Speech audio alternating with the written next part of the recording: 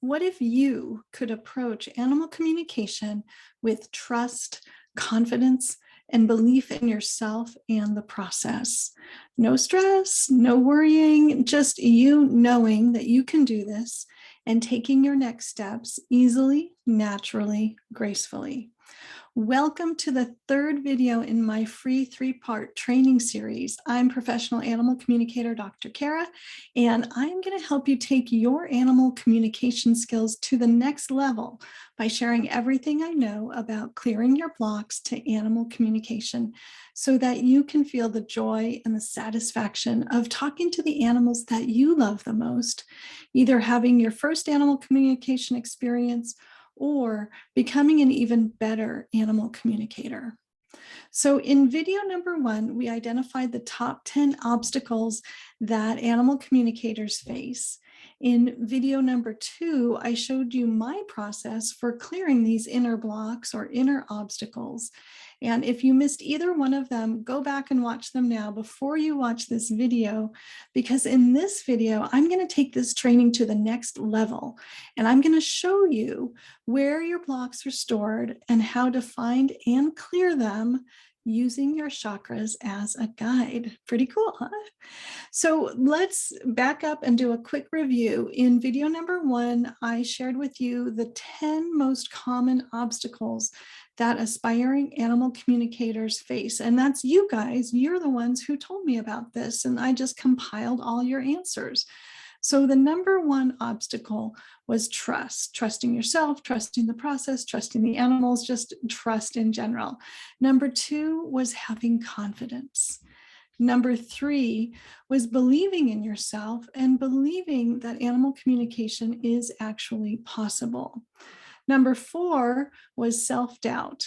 Number 5 was feeling blocked. And when you approach animal communication, you just feel like you're not getting anything. You're not getting anywhere. You're not connecting.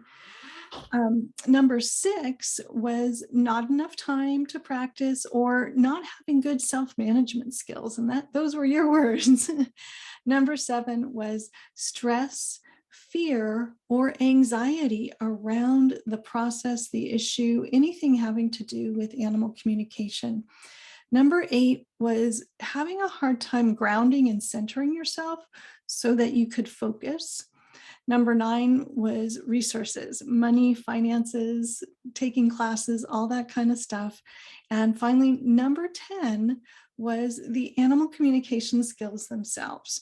So what this says is that animal communication and becoming an animal communicator is really an inner game. It's mastering your inner world, because it's not about the external skills and tools. It's about what's going on inside of you. So each one of these is a specific block that can be cleared. And I showed you how to do that by choosing one block in video number 2 and clearing that with my 7-step process. But wouldn't it be really cool if we could fast track that process and hit all of the major blocks that we all have? Well, we can, and that's where the chakras come in. So first, let me introduce you to the chakras, and then I'll show you how the obstacles that you identified as your top 10 line up with the chakras, and then we'll talk about what you do next. So I think of us as 5-dimensional beings. We have physical, mental, emotional, and spiritual selves that are completely intertwined, and they operate together.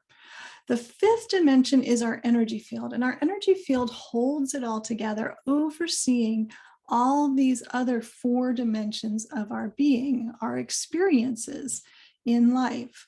Within our energy field, we have chakras, which are concentrated energy centers that govern every part of our lives in a really beautifully organized way. There are 7 major chakras, and each one is in charge of a different part of our lives. So let's go through them really quick just to orient you, because some of you probably know this and some of you it may be new. So chakra number 1 is the root chakra. And this part of our lives that is managed here is physical survival, our family that we're born into, and money issues. So this is really basic physical survival, living on the planet, life or death stuff. The second chakra, also called the sacral chakra, is in charge of our emotions, our relationships, our creativity, and anything around those issues.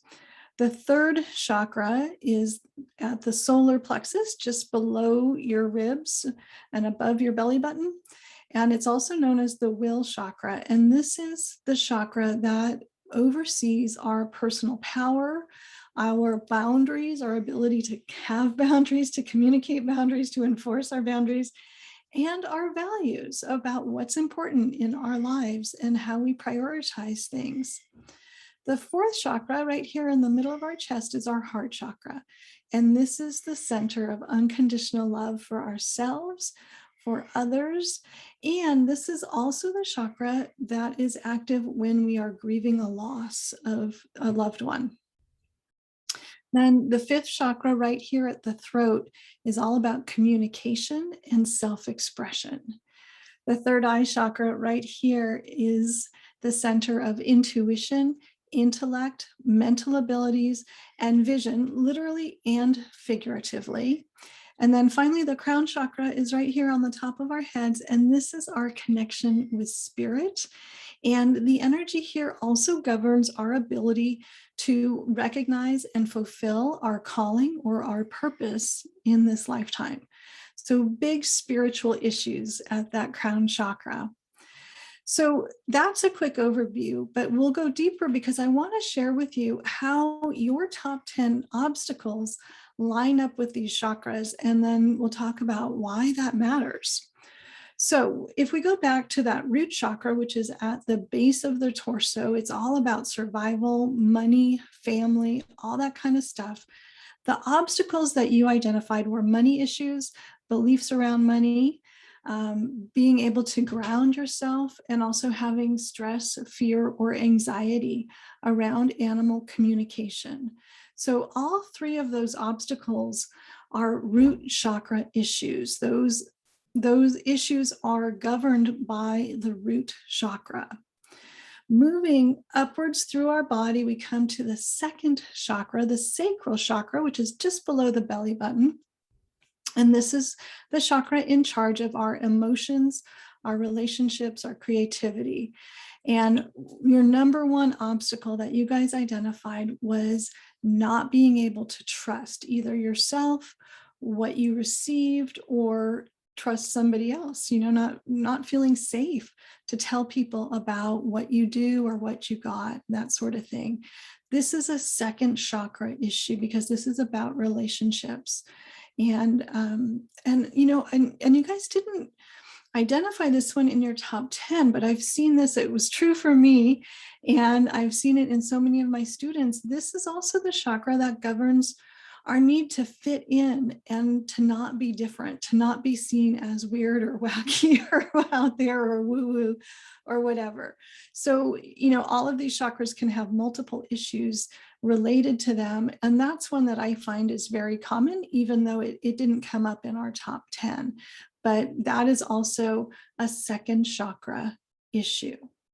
So moving up to the will chakra, right at the solar plexus, this is the personal power, boundaries, and confidence chakra. And so there were three obstacles that you guys identified. Number one was confidence, just feeling confident in yourself, like you could do it, like you had that sense of strength and ability and competence, right? Time management also resides here in this chakra because it's about boundaries and enforcing them and managing yourself, which is the third obstacle that is part of this chakra. Self-management, time management, how we feel about ourselves, whether we feel confident or insecure, these are third chakra issues. So for the fourth chakra, this is the place of unconditional love for ourselves, for others, for animals, for the planet. And I didn't talk about this yet, but we do create a heart connection with animals when we are communicating with them or interacting with them in any way. And many of you identified having some trepidation about having a heart connection with animals who are either in pain or have suffered traumas in their past or are unhappy where they are now. And also some discomfort around being around pet owners who are grieving the loss of one of their pets.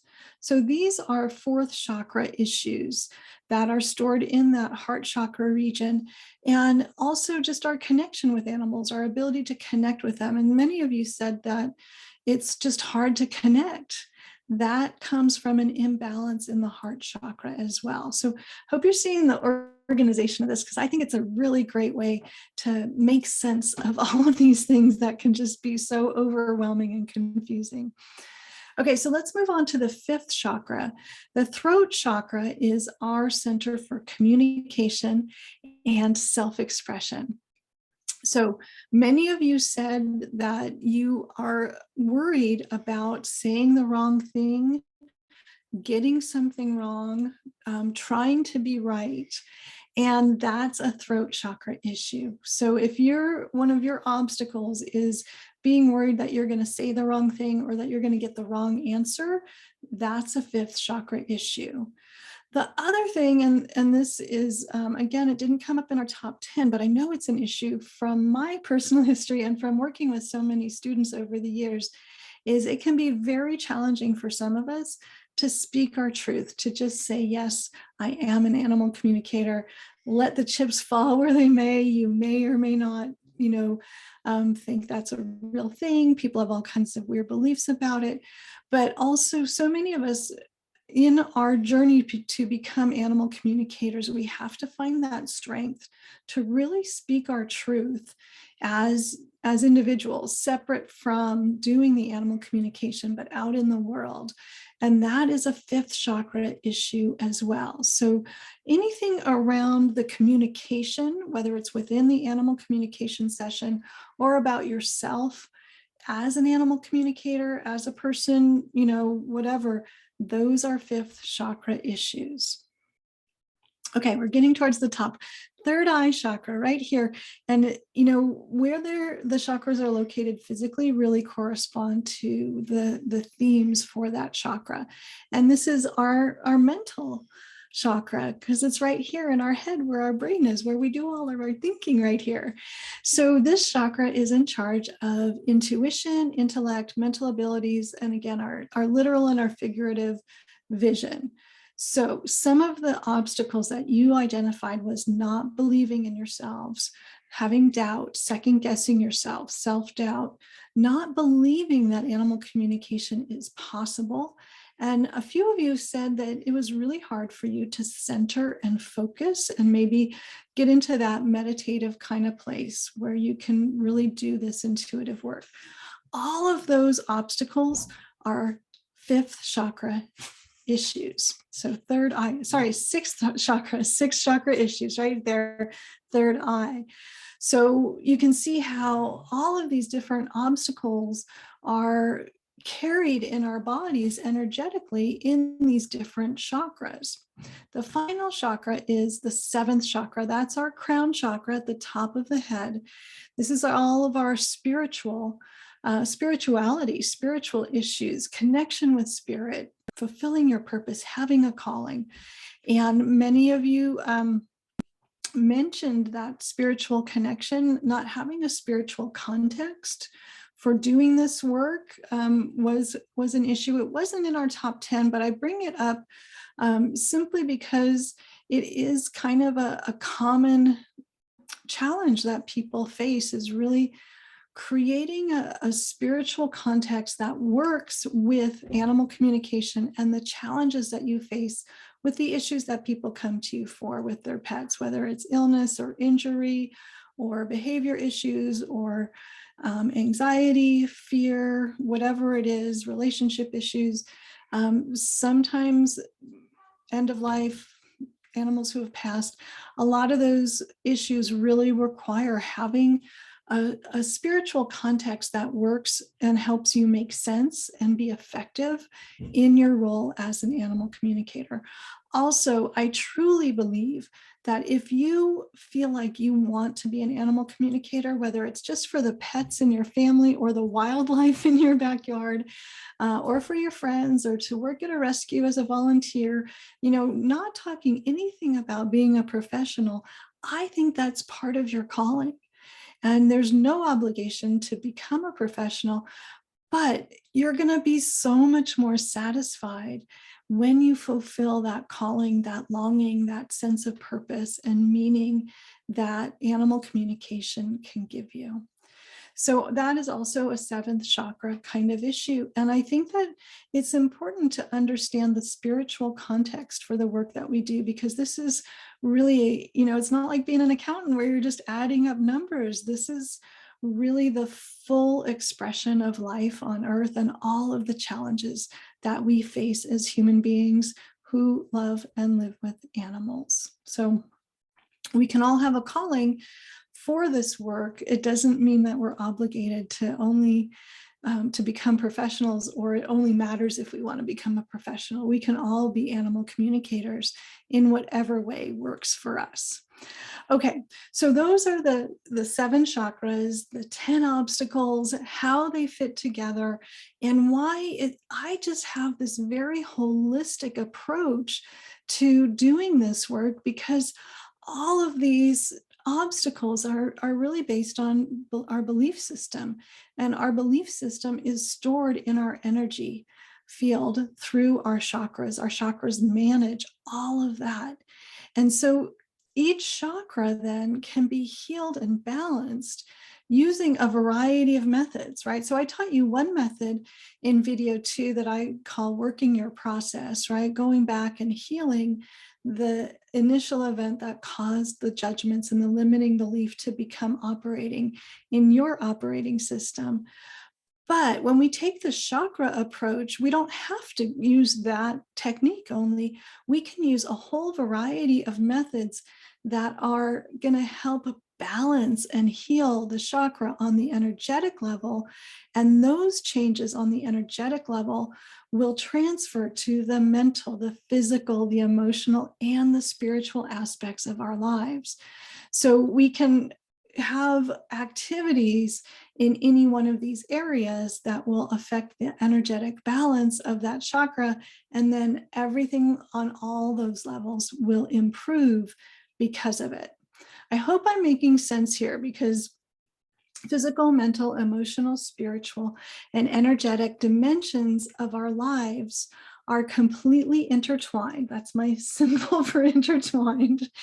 And what we do on one affects all 4 others. So what we do physically affects us mentally and spiritually and emotionally and our energy, right? So we can do yoga, which is a physical practice, but it moves energy through our body. It makes us feel good emotionally. It quiets our minds mentally. It gives us a sense of connection to ourselves and to all of life on Earth on the spiritual level. So that works in every direction. And I really love approaching our blocks to moving forward in our lives through this chakra perspective, this lens of the chakras, because then we have so many more avenues that we can bring into play to heal and balance those imbalances in our chakras. So chakras can be healed and balanced using affirmations, nutrition that's especially good for that specific chakra, exercise, different activities. There's great chakra activities, there's great chakra exercises. I'll give you an example in a minute. We can also do the spiritual psychology work and really go and do that digging into our past for what happened and how we created our beliefs. Meditation is really good. Energy work is really good. There are tons and tons of options, and it doesn't have to be a big deal. It can just be we just start doing more of this particular exercise until we feel that balance come in. So if we're doubting ourselves, We can do this, that, and the other thing until we feel more confident. So let me walk you through a really specific example. And I'm going to choose what you guys said was your number one obstacle, which was trust, right? Trusting yourself, trusting the process, trusting the animals, trusting the people that you're communicating with.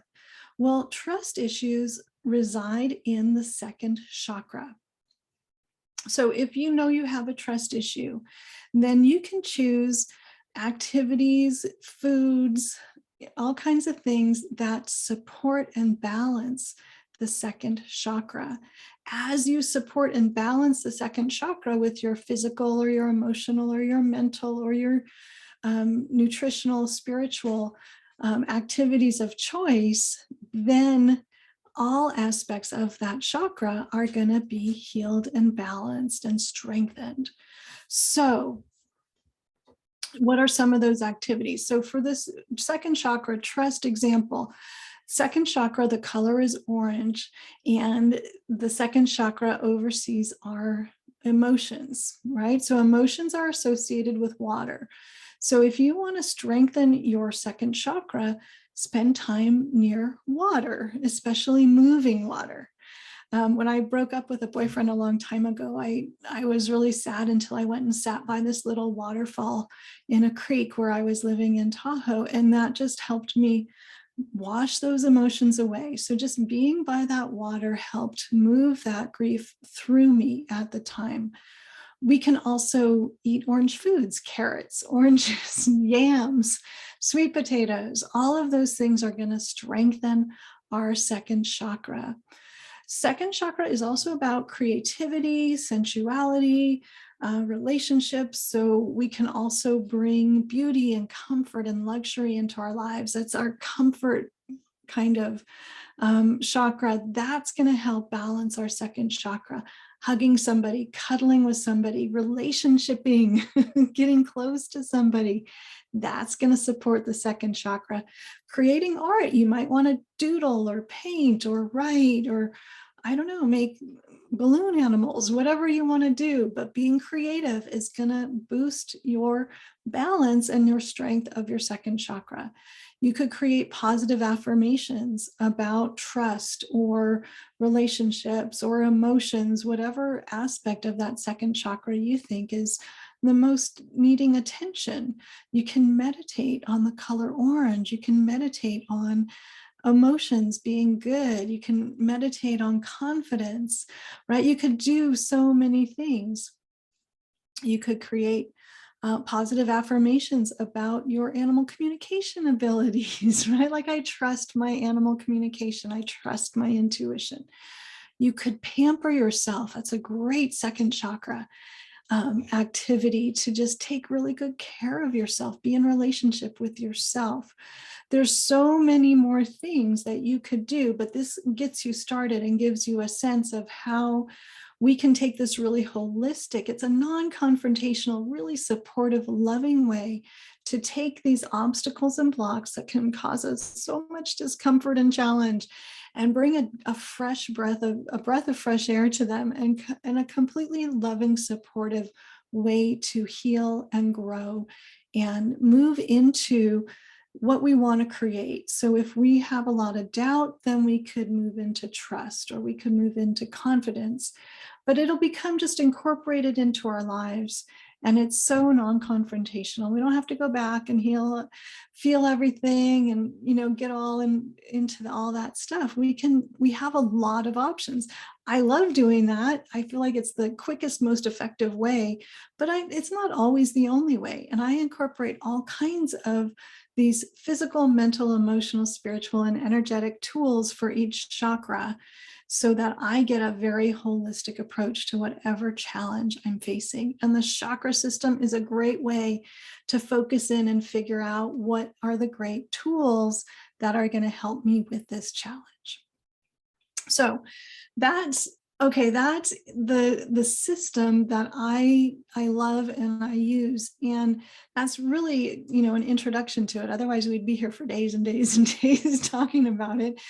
And I'm going to invite you to join me for days and days and days talking about it, because I have an Awaken Your Chakra class coming up. It starts next week. It's an 8-week class, and it's designed to help animal lovers clear their blocks to becoming animal communicators or animal healers. And I'm hoping that from this video, you're able to really take away and understand how powerful it can be to systematically go through your chakras, heal and harmonize each one along the way.